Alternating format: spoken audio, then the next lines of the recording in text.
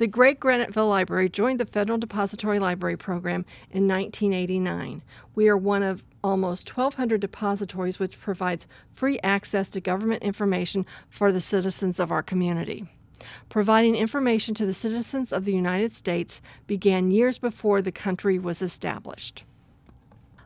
Our nation has long believed in the people's right to be informed of the day-to-day operations of the federal government. The Federal Depository Library Program was an evolving process created over time by Congress through the legislations of laws and regulations, which eventually resulted in a nationwide system of depository libraries. Providing government documents to the people began with the Government Document Number 1, which was created by the Continental Congress in 1774. The 6 3/4 inch by 4 1/4 inch public notice decreed that merchants and others not accept the importation of British goods. The nation's founding fathers believed in the people's need and right to have knowledge in the government's activities. Both Thomas Jefferson's and James Madison's writings refer to the necessity of an informed citizenry. Jefferson wrote, "Whenever the people are well informed, they can be trusted with their own government, that whenever things get so far wrong as to attract their notice, they may be relied on to set them to rights." And in a letter written to W.T. Berry in 1822, Madison wrote, "A popular government without popular information, or the means of acquiring it, is but a prologue to a farce or a tragedy, or perhaps both.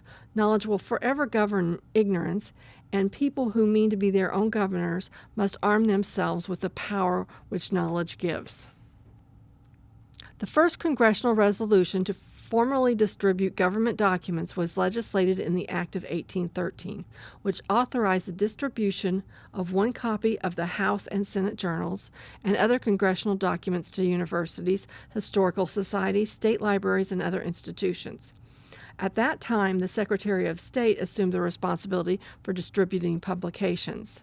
The earliest known depository was the American Antiquarian Society in Worcester, Massachusetts.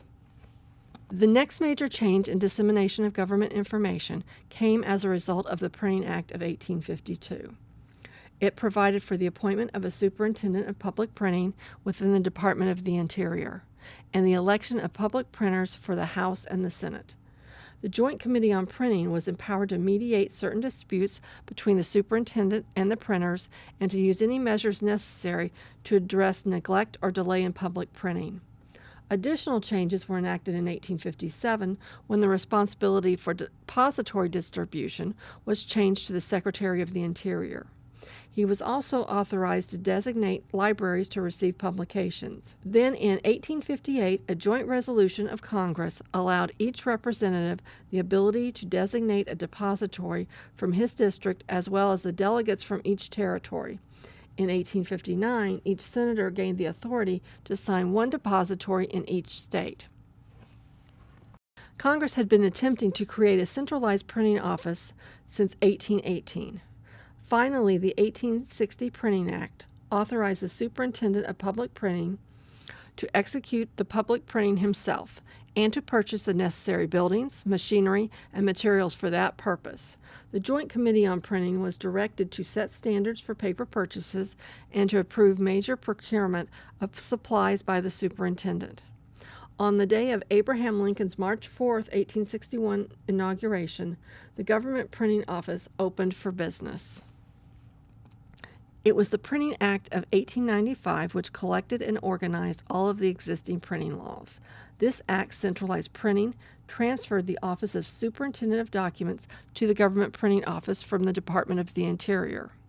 It also provided for the addition of executive department publications to depository distribution and the addition of libraries from the executive departments and the military academies. Since the Printing Act of 1895, Congress has continued to make changes to the Federal Depository Library Program.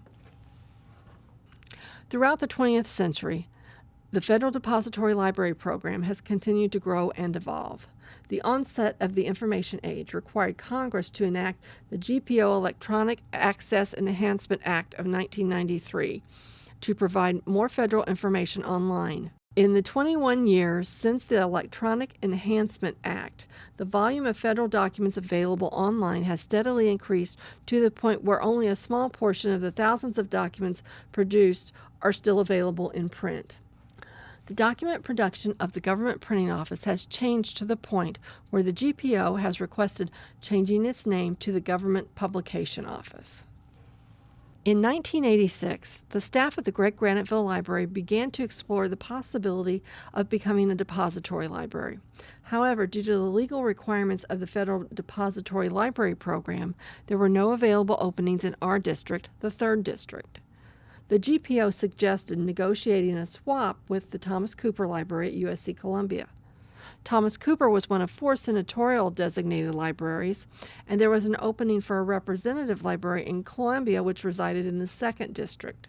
USC gave up their senatorial depository status, and Congressman Spence simultaneously nominated Thomas Cooper for the 2nd District Representative Depository. Senator Strom Thurmond nominated USCA for the vacated senatorial depository designation. The application and approval to become a depository took nearly 3 years, with the official designation as a depository coming on August 7, 1989. The designation of the Greg Graniteville Library as a depository library came through the efforts of many people at the University of South Carolina, Aiken, including the library director Frankie Cubbage, librarians Rebecca Carmichael, Paul Lewis, Chancellor Robert Alexander, and many others. Since 1989, the USCA Federal Depository has been managed by Paul Lewis from 1989 to 2010 and Kathy Karn Carmichael from 2011 to present, along with the able assistance of Government Documents Assistant Stan Price since 1997. As government information has evolved, so has our collection. We have less print materials on our shelves, but because of digital access, citizens have unlimited access to both federal and state information, with the staff at the University of South Carolina Aiken Depository ready to assist the community with their government information needs now and for the next 25 years.